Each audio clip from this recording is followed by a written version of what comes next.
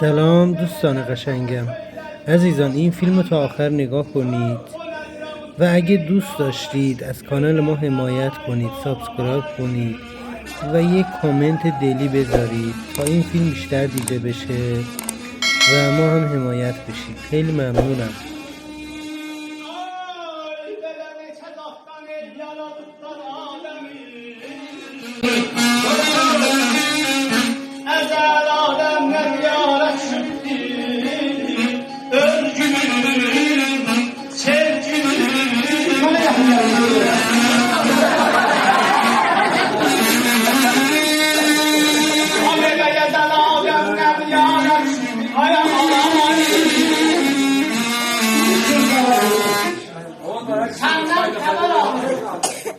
Aşık Məhəmməd, o nədir avuzdan qara düşübdür? Neçə zatdan yaratdılar Adəmi? Əzəl Adəm nədir yara düşübdür? Necəsi? Alacağını bax, aman sən gəlin bana bax.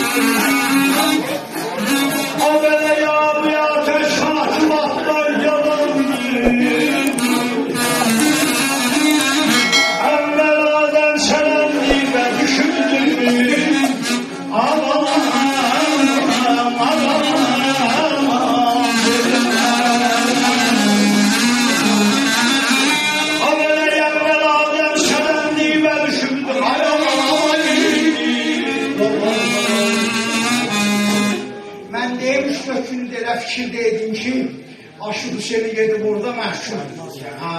Yox, usta, elə mən buradan ki, tap gəlmişəm, mən soğuk. Sənə cavab verir Bəhbara xanım. Əlifdir avuzdan qara düşübdür. Amma altəş hakimatdan yalanlıq. Əvvəl aldım sənə demək. Sağ olasın. O nədir ki, yemədilər, doydular. Kimin işin qiyamətə qoydular? O kim idi dərisini soydular, kim idi Bəğdadda dara çıxdı. Sağ ol. O çıxdı getdilər. Namaz gəlir, sən bilmirsən.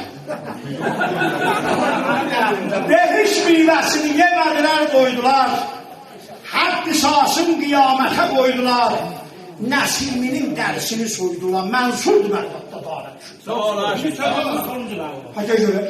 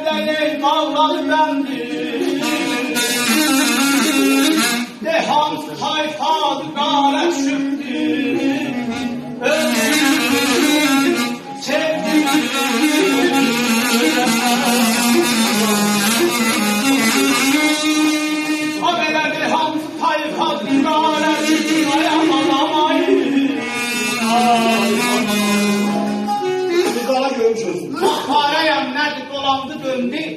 Nə idi? Ərşidən əmr oldu, əmdi. Kim idi bərlərdə bağladı, bəndi.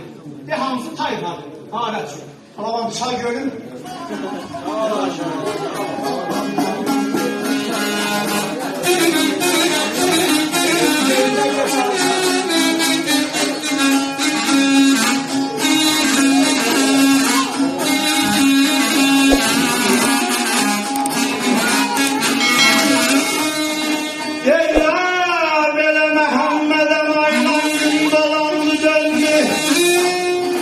Ayet yerşiden evladı yalnız sevdim ay